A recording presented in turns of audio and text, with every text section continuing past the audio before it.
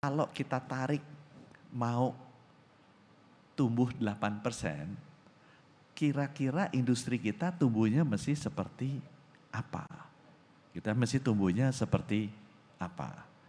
Udah kita tarik tuh dengan asumsi tadi ya. Nah kira-kira tuh tugasnya saya nih, saya mesti menciptakan industri farmasi dan alkes tumbuhnya segitu.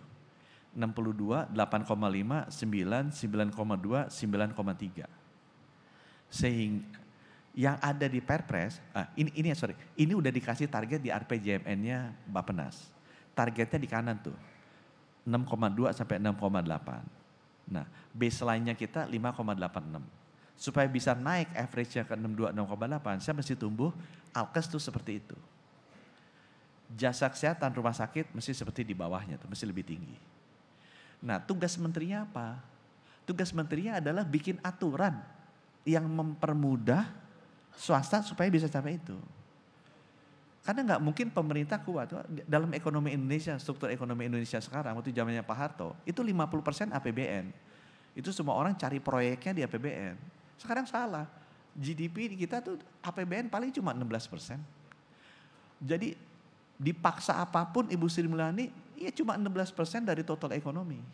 Kalau swastanya takut gerak, takut ditangkep, nggak berani invest, ya nggak maju. Karena they control 85% of Indonesian economy. Nah sekarang apa yang pemerintah bisa lakukan? Karena kita nggak punya enough economic power, nggak punya enough capital. Kalau businessman nggak punya enough balance sheet capacity to support the 8% growth. Tugasnya pemerintah adalah memastikan bahwa we create an environment sehingga swasta feel comfortable to invest. Sehingga capai pertumbuhan itu. Nah tugas sebagai saya menteri apa? Bukannya bikin regulasi dan minta komisi untuk setiap aturan yang kita bikin. Salah. Justru kita harus bikin regulasi supaya swastanya mau invest dan cepat. Jadi itu yang saya minta ke teman-teman Kemenkes juga. Change our paradigm, our job is to support presiden untuk 8% GDP growth. Kita nggak punya apa-apa kecuali a very powerful pen. Pen ini dulu dipakai buat malakin, gitu kan? Ya Pak Slamet sama saya yang hidupnya lama kita tahu lah, dia suka malak-malakin regulator. Sekarang jangan, pen ini harus kita pakai untuk tanda tangan regulasi-regulasi yang incentivize private sector to invest. Supaya bisa sampai kakak gitu. Kenapa? Karena tugas presidennya seperti itu. Ya, coba next slide. Ya. Dan sekarang kita udah ngitung tuh, kan tadi kita masuknya di industri pengolahan sama di industri jasa. Nah kita mulai lihat tuh, kita pecah. Kalau jasa kesehatan berapa, pengolahan kesehatan berapa, keluar tuh angkanya tuh ke bawah tuh.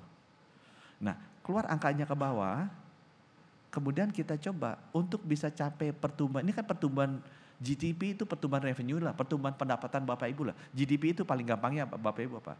Semua total pendapatan gaji, semua total pendapatan semua perusahaan di Indonesia dijumlah. Ditambah semua gaji karyawan dijumlah. Itu total GDP. GDP itu bisa lihat dari revenue side atau lihat dari expenditure side. Jadi revenue side lihatnya gimana, semua pendapatan perusahaan dijumlah, semua pendapatan gaji jumlah, nah itu total GDP. Atau semua belanja perusahaan dijumlah, semua expenditure teman-teman belanjanya apa, buat beli obat, beli apa dijumlah, nah itu GDP. Itu harusnya sama. Ya. Tadi pendekatannya kita ambilnya dari belanja. Karena yang produksi ini datanya susah sekali. Di industri kesehatan kayak tadi masih nggak dapat. Ya, tapi tugas kita naikin ini. Nggak mungkin kita naikin belanja kalau pendapatannya juga nggak naik kan. Jadi kita mesti mikir gimana cara naikin pendapatannya. Nah hitung-hitungan kita, ini masih roughly, menurut saya masih salah sih angkanya nih. Itu butuh antara 900 dengan ICOR. Jadi kita ngitung, kalau kita mau dapetin revenue segini, kita mesti investasi berapa. Investasinya tuh pakai angka yang namanya ICOR, incremental capital output ratio. Ini dipakai sama tim saya 3,5, harusnya salah. Indonesia nggak sebagus ini. Indonesia tuh 6.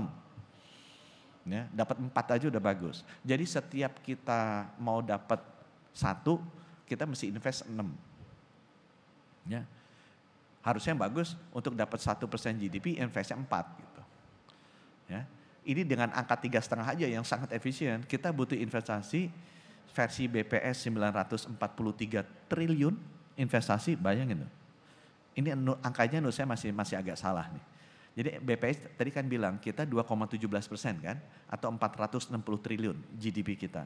Versinya kami World Bank 600 triliun atau 2,5%. Jadi kalau pakai angka BPS, Menteri Kesehatan Budi Sadikin dan Pak Taruna Ikrar harus mentandatangani regulasi sehingga swasta-swasta mau invest 943 triliun dalam 5 tahun. Itu minimal. Itu kegedean menurut aku. Saya pikir gimana pabrik obat 943 triliun gitu kan. Kita kan juga kasih kredit juga ke orang-orang gitu ya. Mereka paling investnya 20 miliar, 40 miliar, 50 miliar. Kalau segitu aku bilang ini salah hitung gitu ya.